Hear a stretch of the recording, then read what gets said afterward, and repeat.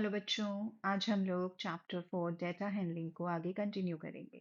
Okay, तो इसमें हम लोगों ने क्या क्या कवर कर लिया है एक बार हम ये देखेंगे। इसमें डेटा क्या होता है, उसका ग्राफिकली रिप्रेजेंटेशन कैसे होता है, सर्कल चार्ट और पाई चार्ट क्या होता है, उसको कैसे ड्रॉ करते हैं, ये हम लोगों ने कर लिया है। आज हम स्टार्ट करेंगे चांस एंड प्रोबेबिलिटी। ओके, तो ये चांस एंड प्रोबेबिलिटी क्या होता है बच्चों, चलो अभी हम स्टार्ट करेंगे। प्रोबेबिलिटी क्या होता है बच्चों, किसी भी चीज के होने के क्या चांसेस होते हैं। ओके, वो हम प्रोबेबिलिटी के थ्रू निकालते हैं। ओके, जैसे एक बहुत ही कॉमन एग्जांपल है रेन का। जैसे कई बार आप लोग बोलते होगे वेदर को देखकर कि आज रेन होगी, आज शायद रेन नहीं होगी। तो आप कैसे प्रिडिक्ट करते हो, आप वेदर को देख के प्रिडिक्ट करते हो, तो आप उसके चांसेस बता रहे होते हो कि होंगे या नहीं होगी। ओके, अब मैं बोलूँ कि वो 50% होगा, 60% हो सकता है, 80% हो सकता है, तो वो है उसकी प्रोबेबिलिटी। प्रोबेबिलिटी बच्चों परसेंटेज में भी हम एक्सप्रेस करते हैं, हम फ्रैक्शन में भी एक्सप्रेस करते हैं उसको, और हम उसको डेसिमल में भी एक्सप्रेस करते हैं। ओके, सो अब हम इसमें कुछ टर्म्स हैं जो आपको पता होनी चाहिए, हम पहले वो करेंगे। एक्सपेरिमेंट। ओके, एक्सपेरिमेंट क्या होता है, a procedure that can be repeated and has a set of well-defined possible result. Okay, जैसे कोई भी एक्सपेरिमेंट करते हैं, हम कोई एक्टिविटी करते हैं, ओके, तो उसको हम रिपीटेडली करते हैं अगर, और उसमें कोई वेल डिफाइंड पॉसिबल रिजल्ट्स आते हैं, वो कहलाता है एक्सपेरिमेंट। ओके, अगेन मैं एक बहुत कॉमन एग्जांपल लूंगी। जैसे आप एक कॉइन को टॉस करते हैं या आप एक डाइस को थ्रो करते हैं, तो आप एक्सपेरिमेंट कर रहे हैं रिपीटेडली, और उसके कुछ वेल डिफाइंड पॉसिबल रिजल्ट हैं जो ऑलरेडी हमें पता है कि यही आएंगे। ओके, फिर आता है रेंडम एक्सपेरिमेंट। रेंडम एक्सपेरिमेंट होता है an experiment where the outcomes cannot be predicted with certainty in advance. For example, tossing a coin and rolling a die. Okay, so experiment और रैंडम एक्सपेरिमेंट दोनों ही almost same है बच्चों। Experiment मतलब आप कोई activity कर रहे हो जिसमें एक वेल डिफाइंड पॉसिबल रिजल्ट्स आने वाले हैं। रैंडम एक्सपेरिमेंट है कि हमें ये पता है कि कॉइन को टॉस करने पर या तो हेड आता है या टेल आता है। अब आप उसको टॉस कर रहे हो तो अब क्या आएगा वो आपको नहीं पता है, that is a random experiment. Similarly, die को रोल करना है, वो एक एक्सपेरिमेंट है। हमें पता है कि उसमें एक वेल डिफाइंड पॉसिबल रिजल्ट्स हैं 1 2 3 4 5 6, लेकिन अब आप उसको थ्रो कर रहे हो, अब आपके पास क्या आएगा, दैट इज अ रैंडम, कि कुछ भी आ सकता है। ओके, सो आउटकम्स, आउटकम्स क्या होते हैं बच्चों, उसके जो पॉसिबल रिजल्ट्स होते हैं। ओके, सो पॉसिबल रिजल्ट्स मतलब जैसे कि कॉइन को टॉस किया तो क्या आएगा, हेड या टेल, तो उसके आउटकम्स हैं। डाई को रोल किया, क्या आएगा, 1 2 3 4 5 6, वो क्या है, उसके आउटकम्स हैं। Event, each outcome of an experiment और a collection of outcomes make an event. Okay, तो हम जितने भी इवेंट्स हमारे पास, जितने भी आउटकम्स हमारे पास होते हैं, उनको जब हम कलेक्ट कर लेते हैं एक, ओके, तो हम उससे इवेंट्स बना सकते हैं। Okay, so collection of outcome जो है वो एक इवेंट बनाता है। Equally likely outcomes. ओके बच्चों, इक्वली लाइकली आउटकम्स क्या होते हैं, यहाँ पर equally likely outcomes when every possible result of an experiment has an equal chance of occurring. Okay, इसकी डिटेल बच्चों मैं आपको आगे बताऊंगी। अभी मैं सिर्फ इतना बताऊंगी कि कोई भी जो पॉसिबल रिजल्ट होता है उसके अकरेंस के जो चांसेस होते हैं वो सेम होते हैं, तो वो आउटकम्स कहलाते हैं equally likely outcomes. Okay, probability, so the measure of the likelihood of an event happening. Okay, जैसे मैंने आपको सबसे पहले एग्जांपल दिया था रेन का, रेन होगी या नहीं होगी, यस और नो उसके तो आउटकम्स हो सकते हैं, लेकिन वो कितने चांसेस हैं उसके, वो उसकी प्रोबेबिलिटी बताता है। ओके, सो मेजर करना उसको कि कोई इवेंट जो है वो होगा कैसे होगा, वो उसकी प्रोबेबिलिटी होती है। ओके, सो ये प्रोबेबिलिटीज जो हैं आपकी रियल लाइफ से रिलेट करती हैं। जैसे अभी मैंने आपको एक रेन का एग्जाम्पल दिया, ऐसे और भी बहुत सारे एग्जाम्पल्स होते हैं जो कि आप रियल लाइफ से इसको रिलेट कर सकते हो। नेक्स्ट, क्योंकि आप रियल लाइफ में हमेशा कुछ ना कुछ प्रेडिक्ट करते रहते हो, ऐसा होगा कि नहीं होगा, आज क्लास में टेस्ट होगा कि नहीं होगा, आज वो स्टूडेंट क्लास अटेंड करेगा या नहीं करेगा। ओके, सब हम आगे करेंगे। प्रोबेबिलिटी ऑफ एन इवेंट, इसको निकालने का एक फॉर्मूला होता है बच्चों, number of outcomes that make an event and total number of outcomes of the experiment. Okay, number of outcomes that make an event को आप फेवरेबल आउटकम्स भी लिख सकते हो। आप जो भी इवेंट का प्रोबेबिलिटी निकाल रहे हो उससे रिलेटेड जो आउटकम्स होते हैं वो हम यहाँ पर लेते हैं, यानी फेवरेबल आउटकम्स, और नीचे आते हैं हमारे टोटल आउटकम्स। ओके, ये होता है प्रोबेबिलिटी का formula. Now when the outcomes are equally likely, तो मैं यहाँ पे आप लोग को एक एग्जांपल दूंगी बच्चों। जैसे एक कॉइन होता है, आप उसको टॉस करते हो तो उसके दो ही आउटकम्स होते हैं, head, H for head and T for tail. ये इसके आउटकम्स हैं। ओके, आप जब इसको थ्रो करोगे, आप एक कॉइन को टॉस करोगे तो आप एक एक्सपेरिमेंट कर रहे हो, और ये रैंडम एक्सपेरिमेंट है क्योंकि कुछ भी आ सकता है, और ये इसके आउटकम्स हैं, हेड एंड टेल। अब आपसे पूछा जाए कि प्रोबेबिलिटी ऑफ गेटिंग हेड क्या होगी। Okay, so probability of getting a head क्या होगी वो अब हम निकालेंगे बच्चों। तो हम इसको कैसे लिखते हैं, हम यहाँ पर लिखते हैं P। ओके, जो शो करता है कि हम प्रोबेबिलिटी निकाल रहे हैं, और गेटिंग अहेड जिसकी भी प्रोबेबिलिटी आप निकालोगे उसको आप ऐसे ब्रैकेट में लिख दोगे। प्रोबेबिलिटी का फॉर्मूला होता है बच्चों फेवरेबल अपॉन टोटल। तो अगर हम हेड की प्रोबेबिलिटी निकाल रहे हैं तो फेवरेबल आउटकम हुआ हेड, जो कि हमारे पास सिर्फ एक ही है, तो ऊपर आएगा 1। और टोटल आउटकम्स हुए बच्चों हमारे पास 2 H and T, सो हमारा प्रोबेबिलिटी होगा गेटिंग अहेड 1/2। अगर मुझे प्रोबेबिलिटी निकालना है गेटिंग अ टेल, ओके, तो हमारी प्रोबेबिलिटी क्या होगी, सेम बच्चों, क्योंकि टेल क्या होगा, फेवरेबल आउटकम, और हमारे पास एक ही टेल है 1, टोटल आउटकम्स है हमारे पास 2। तो गेटिंग अ हेड और गेटिंग अ टेल, अगर आप देखो तो दोनों की प्रोबेबिलिटी आपको क्या मिली है, सेम। इन्हीं को हम बोलते हैं बच्चों इक्वली लाइकली आउटकम। अगर आपको जो इवेंट्स होते हैं उनकी जो प्रोबेबिलिटी सेम मिलती है, हर एक इवेंट की प्रोबेबिलिटी अगर आपको सेम मिल रही है एक एक्सपेरिमेंट में, एक सिंगल एक्सपेरिमेंट में, तो वो होते हैं बच्चों इक्वली लाइकली आउटकम्स। ओके, सो अब हम आगे करेंगे। तो यहाँ पे ये ट्राई दिस का एक क्वेश्चन लिया है मैंने यहाँ पे। So suppose you spin the wheel. Okay, so ये व्हील है आपके पास बच्चों, यहाँ पे आप देख सकते हो, list the number of outcomes getting a green sector and not getting a green sector on this wheel। तो गेटिंग अ ग्रीन सेक्टर के आउटकम्स हमारे पास क्या होंगे बच्चों। ओके, अगर मुझे ग्रीन सेक्टर के आउटकम्स लिखने हैं कि अगर ग्रीन सेक्टर आएगा तो उसके क्या आउटकम्स होंगे, तो मेरे पास कितने ग्रीन है बच्चों, 1 2 3 4 5 ग्रीन है मेरे पास। ये जी किसको रिप्रेजेंट कर रहा है बच्चों, ग्रीन को। तो 1 2 3 4 और 5। ओके, और अगर मुझे चाहिए not getting a green sector, okay, अगर ग्रीन सेक्टर नहीं आ रहा है तो ऑब्वियस है बच्चों की कौन सा सेक्टर आ रहा है, आर का मतलब है बच्चों यहाँ पे red sector. Okay, so not getting a green sector, इसका मतलब यहाँ पे रेड सेक्टर आएगा। तो हमारे पास रेड कितने हैं बच्चों, रेड है हमारे पास 1 2 एंड 3। ओके, तो हम यहाँ पे रेड सेक्टर लिखेंगे जो कि है 1 2 एंड 3।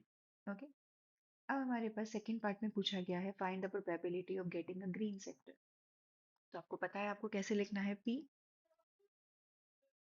ब्रैकेट में आप लोग मेंशन करोगे गेटिंग अ ग्रीन सेक्टर, और फॉर्मूला लगाएंगे हम फेवरेबल अपॉन टोटल। यहाँ पे मैं फॉर्मूला नहीं लिख रही हूँ बच्चों, मैं आगे आपको बताऊंगी प्रॉपर तरीके से आपको आंसर कैसे देना है। ओके, सो फेवरेबल है बच्चों हमारे पास ग्रीन, और हमारे पास 5 ग्रीन है तो 5, और टोटल कितने हो जाएंगे बच्चों, 5 ग्रीन और 3 रेड।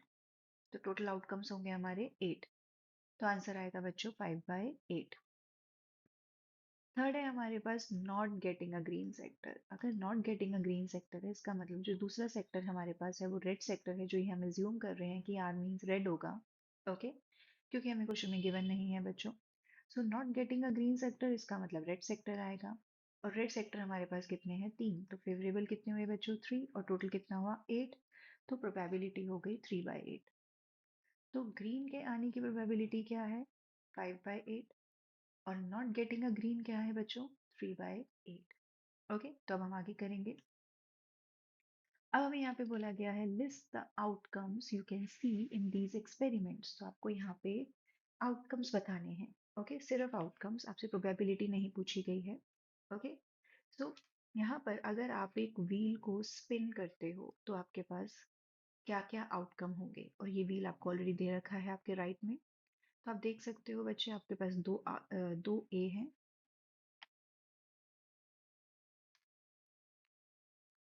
तो यहाँ पे मैं लिखूंगी आउटकम्स। तो इस व्हील में आपके पास दो ए हैं। तो ए 2 टाइम्स आएगा, फिर आपके पास बी है, और फिर सी है, और फिर डी है। ओके, तो ये बच्चों आउटकम होंगे अगर आप इस व्हील को स्पिन करोगे। ओके, फिर है हमारे पास outcomes for tossing 2 coins together. Okay, अब आपको आउटकम्स निकालने हैं for B part, means for tossing 2 coins together. Okay, अब आपको एक ध्यान रखना है बच्चों, 2 कॉइन्स का मतलब है कि आपके पास यहाँ पे ऐसे 2 कॉइन्स हैं, दोनों को आप एक साथ टॉस कर रहे हो। ओके, तो हो सकता है बच्चों कि दोनों में हेड आ जाए। ओके, फिर ये भी हो सकता है कि दोनों में टेल आ जाए। ओके, तो मैं आपको सारे यहाँ पे ड्रॉ करके दिखाती हूँ। हो सकता है कि आपको दोनों में हेड मिले, हो सकता है आपको दोनों में टेल मिले, हो सकता है कि आपको पहले वाले में हेड मिले और दूसरे वाले में टेल, क्योंकि यहाँ पे फर्स्ट और सेकंड मैटर करेगा बच्चों। और हो सकता है कि आपको पहले वाले में टेल मिले और दूसरे वाले में हेड। तो ये जो होंगे, ये 4 आउटकम्स होंगे। इसको हम कैसे लिखेंगे? एच बच्चों एक आउटकम माना जाएगा, क्योंकि आप 2 कॉइन्स को एक साथ टॉस कर रहे हो। फिर एच टी हो सकता है, फिर टी एच हो सकता है, और टी टी हो सकता है। ओके, तो यहाँ पर हमारे पास कितने आउटकम्स है? टोटल 4। अब हम नेक्स्ट करेंगे। When a die is thrown, list the outcomes of an event of getting a prime number. Okay बच्चों, तो अभी हमें यहाँ पर सिर्फ आउटकम्स पूछे गए हैं, लेकिन मैं आपको यहाँ पे इसकी प्रोबेबिलिटीज भी बताऊंगी। ओके, मैं चाहती हूँ कि हम एक बार क्वेश्चन नंबर 1 में भी प्रोबेबिलिटीज करें। ओके, तो मैं आपको यहाँ पे एक बार हम दोबारा क्वेश्चन नंबर 1 पे वापस चलते हैं बच्चों। अगर सपोज आपको इसकी प्रोबेबिलिटी पूछी गई है, तो आपको सबसे पहले अपना आंसर किस तरीके से देना है मैं वो बताऊंगी। सबसे पहले हमेशा आप कोई भी क्वेश्चन कर रहे हो, आप सबसे पहले यहाँ पे प्रोबेबिलिटी का फॉर्मूला लिखोगे, जो कि होगा बच्चों favourable outcomes divided by total outcomes. Okay, जब आप फॉर्मूला लिख लोगे, उसके बाद आप डालोगे पार्ट, जो भी पार्ट आप सॉल्व कर रहे हो, फिर आप उस पार्ट के फेवरेबल आउटकम्स लिखोगे। ओके, और फिर उसके बाद आप उसकी प्रोबेबिलिटी लिखोगे। यहाँ पर हमसे सिर्फ आउटकम्स पूछे गए थे, हमसे कोई प्रोबेबिलिटी नहीं पूछी गई थी। मैं आपको यहाँ पे एक एग्जांपल देना चाहूंगी। सपोज आपसे पूछा जाए कि आप यहाँ पे बताओ कि अगर आप इस व्हील को स्पिन करते हो, सो बी पर इसके स्टॉप होने के क्या चांसेस हैं। तो मुझे गेटिंग अ बी निकालना है। Okay, so getting a B निकालने का मतलब होता है बच्चों कि बी यहाँ पे कितने हैं? ओनली 1। और टोटल आउटकम्स कितने हैं? 1 2 3 4 5। तो 1/5 इसकी प्रोबेबिलिटी होगी। ओके, इस तरीके से हम प्रोबेबिलिटी निकालते हैं। ओके, अब हम सेकंड पार्ट करते हैं, सेकंड क्वेश्चन करेंगे बच्चों। इस क्वेश्चन में बच्चों मैं आपको आउटकम्स भी बताऊंगी, और इस क्वेश्चन में हम प्रोबेबिलिटी भी निकालेंगे। When a die is thrown, list the outcomes of an event of getting। तो सबसे पहले तो मैं अगर एक डाई को थ्रो कर रही हूँ, तो मेरे टोटल आउटकम्स कितने होंगे बच्चों? 6। तो पहले तो मैं वो लिखूंगी यहाँ पे, When a die is thrown once, then the outcomes are 1, 2, 3, 4, 5, 6. Okay, उसके बाद बच्चों आप लोगों को प्रोबेबिलिटी का पूरा फॉर्मूला लिखना होता है। अब मैं यहाँ पे लिखूंगी फर्स्ट, और अब मेरे को यहाँ पे सबसे पहले मैं लिखूंगी आउटकम्स। ओके, तो मैं यहाँ पे लिखूंगी कि गेटिंग प्राइम नंबर्स के आउटकम्स क्या क्या होंगे। ओके, सो 1 2 3 4 5 6 में से जो जो प्राइम नंबर होंगे बच्चों वो हमारे आउटकम्स होंगे, और प्राइम नंबर होते हैं जो सिर्फ और सिर्फ अपने टेबल से ही जाते हैं। 1 ना ही प्राइम होता है बच्चों, ना ही कंपोजिट। सो हमारे पास पहला प्राइम नंबर आएगा 2, फिर आएगा बच्चों 3, और फिर आएगा 5। ओके, अब हमें इसकी अगर प्रोबेबिलिटी पूछी जाए, जो कि इस क्वेश्चन में नहीं पूछी गई है, लेकिन मैं आप लोगों को बता रही हूँ कि अगर आपसे पूछा जाए तो आपको कैसे लिखना है probability. Okay, getting a prime number, या सिर्फ आप प्राइम नंबर लिख सकते हो यहाँ पर, और आप इससे पहले आप यहाँ पे ऑलरेडी अपना फॉर्मूला दे दोगे। ओके, अब getting a prime number formula क्या होगा, फेवरेबल अपॉन टोटल। तो कितने प्राइम नंबर्स हैं हमारे पास, 3, और टोटल आउटकम्स कितने हैं, 6, तो प्रोबेबिलिटी होगी 3/6। और इसको आप हमेशा अपना आंसर लीस्ट में दोगे बच्चों, तो आंसर आएगा 1/2। ओके, अब हम करेंगे second part, not a prime number. Okay, so not a prime number मतलब जो भी नंबर बच गए वो हमारे क्या हुए, प्राइम नंबर नहीं है, तो हम वो वाले आउटकम्स ले लेंगे। ओके, सो अब हमारे पास वो आउटकम्स कौन से होंगे बच्चों, 1 एंड 4 एंड 6। ओके, सो अब अगर हमें प्रोबेबिलिटी निकालनी है नॉट अ प्राइम नंबर की, तो सेम फॉर्मूला हम अप्लाई करेंगे। फेवरेबल है बच्चों हमारे पास 3, और टोटल है हमारे पास 6, तो प्रोबेबिलिटी होगी 3/6।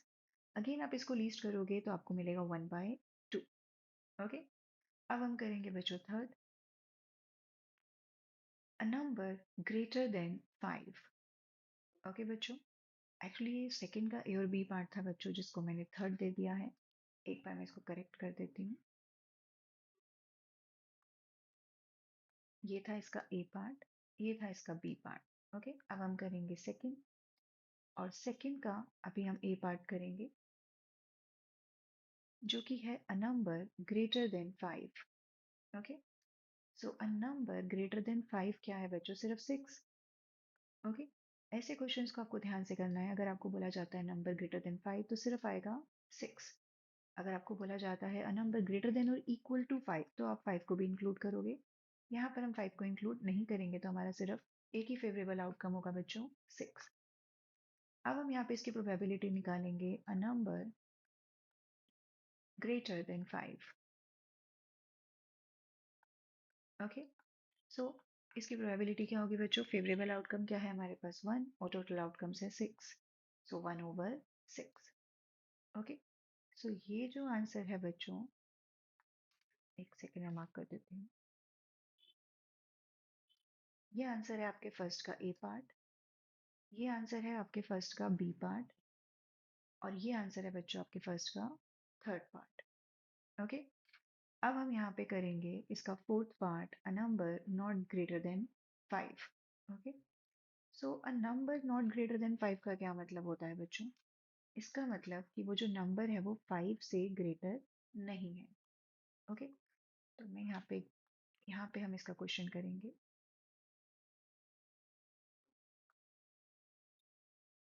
तो इसके आउटकम्स हम यहाँ पे लिखते हैं बच्चों, a number not greater than 5 मतलब कि वो 5 से बड़ा नहीं होगा, और अगर वो 5 से बड़ा नहीं होगा इसका मतलब 5 से लेस नंबर्स आपको लेने हैं। मीन्स आपको लेना है 1 2 3 4 एंड 5। ओके, अब हम इसकी निकालेंगे बच्चों probability, probability not greater than 5। Okay, तो अगेन हम सेम फॉर्मूला लगाएंगे, फेवरेबल अपॉन टोटल। हमारे पास फेवरेबल आउटकम्स है बच्चों 5, और टोटल आउटकम्स हैं 6, तो ये इसका आंसर है। ओके बच्चों, अब हम नेक्स्ट करेंगे। So find the probability of the pointer stopping on D in question 1A. Okay, so ये बच्चा हमारा क्वेश्चन नंबर जो हमने सबसे पहले किया था उस क्वेश्चन की बात हो रही है। तो चलो हम उस क्वेश्चन पे वापस चलते हैं और उसमें हमें प्रोबेबिलिटी बतानी है of the pointers stopping on D. Okay, so ये था बच्चों वो क्वेश्चन नंबर 1 हमारा। इसमें अगर मुझे प्रोबेबिलिटी बतानी है कि मेरा जो पॉइंटर है, ओके, वो स्टॉप होगा इन डी। ओके, सो यहाँ पे बच्चों मैंने ऑलरेडी आपको बताया था यहाँ पे डी कितने हैं, एक, और आपके पास टोटल आउटकम्स कितने हैं, 5। तो आंसर क्या आएगा, 1/5। ओके, सो वापस चलते हैं हम क्वेश्चन नंबर 3 पर। Probability of getting an ace from a well shuffled deck of 52 playing cards.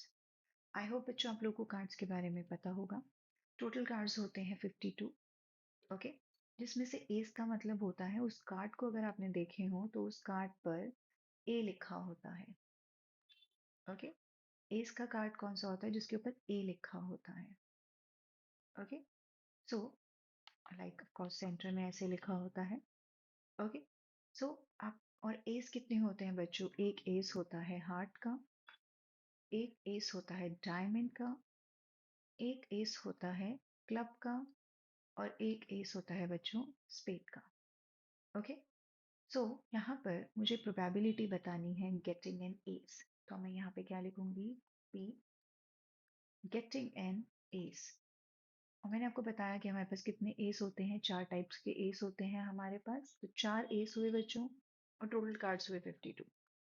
तो प्रोबेबिलिटी होगी 4/52। अगेन आप सबसे पहले फॉर्मूला लिखना नहीं भूलेंगे। इसको लीस्ट करेंगे, आप 4 से डिवाइड करोगे तो आंसर आएगा 1/13। ओके, अब हम करते हैं बच्चों C, probability of getting a red apple. Okay, so यहाँ पे बच्चों हमारे पास टोटल एप्पल्स कितने हैं और रेड एप्पल्स कितने हैं, हम वो लिखेंगे सबसे पहले। ओके, टोटल एप्पल्स और नंबर ऑफ रेड एप्पल्स। सो जो आर से है बच्चों यहाँ पे इसका मतलब वो रेड एप्पल्स हैं। तो पहले तो आप टोटल एप्पल्स देखो, 3, 3, 6 और 1, 7। तो टोटल एप्पल्स हैं 7। और रेड कितने हैं बच्चों, 1, 2, 3, 4। सो रेड है हमारे पास 4। हमें प्रोबेबिलिटी बतानी है getting a red apple. Okay, so formula हम एक ही बार क्वेश्चन में सबसे ऊपर लिख देते हैं बच्चों, बार बार लिखने की जरूरत नहीं है आपको। फेवरेबल अपॉन टोटल, फेवरेबल मतलब 4, टोटल अपॉन 7। तो ये है बच्चों इसका आंसर। ओके, ये है हमारा बी पार्ट का आंसर, ये है हमारा सी पार्ट का आंसर, और फर्स्ट पार्ट का आंसर ऑलरेडी मैंने आपको शो कर दिया है। ओके, अब हम करेंगे आगे। Number 1 to 10 are written on 10 separate slips. Okay, हमारे पास 10 सेपरेट स्लिप्स हैं। उन 10 सेपरेट स्लिप्स पे 1 से 10 तक नंबर लिखे हुए हैं, मतलब हर एक स्लिप पर एक नंबर लिखा हुआ है, लाइक 1, 2, 3, 4 ऐसे। Okay, kept in a box and mixed well. One slip is chosen from the back box without looking into it. What is the probability of getting a number 6? Okay, सो बच्चों यहाँ पे हमारे पास total outcomes कितने हैं, total outcomes है हमारे पास 10। 10 कैसे हैं बच्चों, हमारे पास नंबर्स हैं 1 to 10।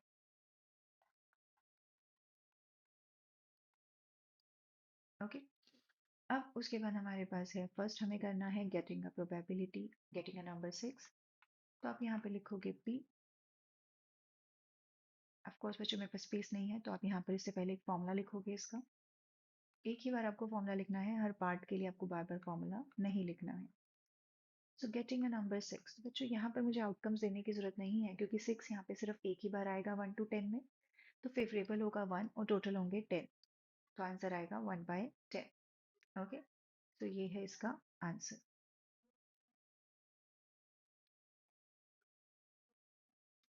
अब हम करेंगे इसका second part, getting a number less than 6।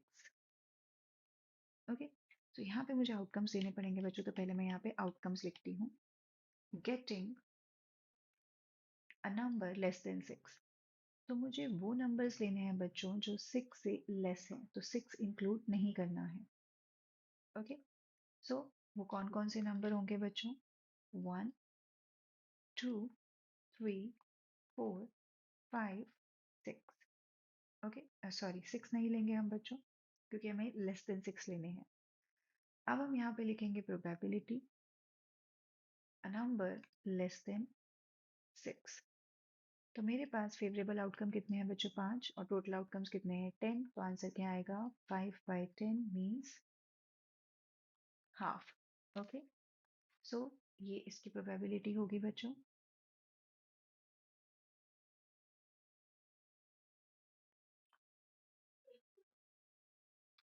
Third करेंगे अब हम। थर्ड है बच्चों getting a number greater than 6। Okay, so हम यहाँ पे सबसे पहले आउटकम्स लिखेंगे। A number greater than 6। तो ग्रेटर देन 6 कौन कौन से होंगे? 7, 8, 9, 10। ओके, अब हम यहाँ पे लिखेंगे प्रोबेबिलिटी अ नंबर ग्रेटर देन 6। ओके, तो वो क्या होगी बच्चों? कितने फेवरेबल हैं? 4। टोटल कितने हैं? 10। ओके, इसको आप लीस्ट करोगे 2 से, तो 2 टाइम्स 2 4 एंड 2 टाइम्स 5 10। तो ये इसकी प्रोबेबिलिटी होगी बच्चों। फिर हम करेंगे fourth, getting a 1 digit number.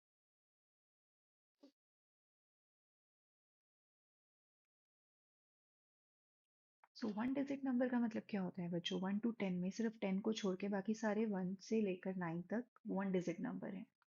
So 1 2 3 4 5 6 7 8 and 9। Okay, so यहाँ पे हम प्रोबेबिलिटी निकालेंगे बच्चों 1 डिजिट नंबर। सो हमारे पास जो टोटल आउटकम है वो 10 है, और जो फेवरेबल हो गए बच्चों वो कितने हो गए? 9। तो आंसर आएगा 9/10। ओके, सो ये है बच्चों इसकी प्रोबेबिलिटी। नेक्स्ट करेंगे,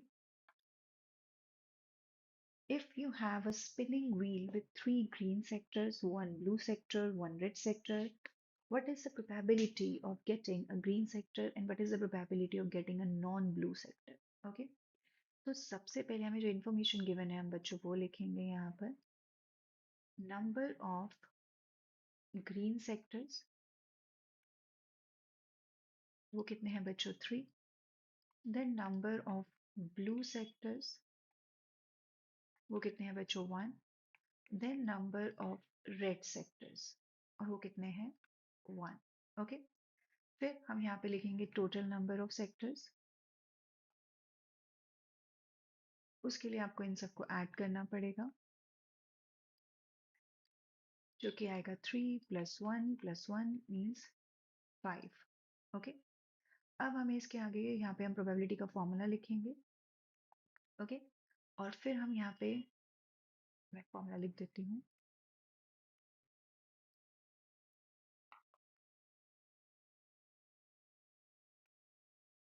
फेवरेबल आउटकम्स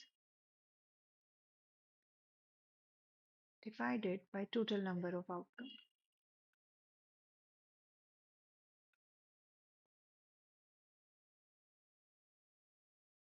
ओके, अब हमारे पास है probability of getting a green sector. तो हमें प्रोबेबिलिटी किसकी निकालनी है बच्चों? ग्रीन सेक्टर की।